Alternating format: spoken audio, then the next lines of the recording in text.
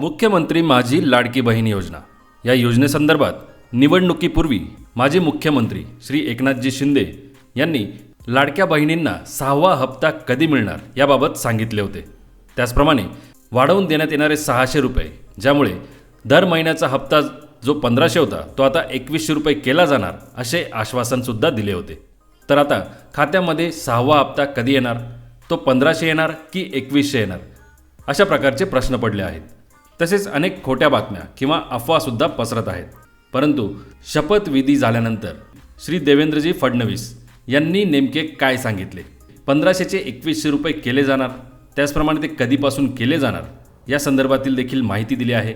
आणि ज्या महिला निकषाच्या बाहेर आहेत, म्हणजे नियमाच्या बाहेर जाऊन ज्या महिलांनी योजनेचा लाभ घेतला आहे, त्याची सर्व माहिती असलेला एक स्वतंत्र व्हिडिओ आपल्या चॅनलवर पोस्ट करण्यात आला आहे। त्याची लिंक खाली दिलेली आहे, तो व्हिडिओ नक्की बघा।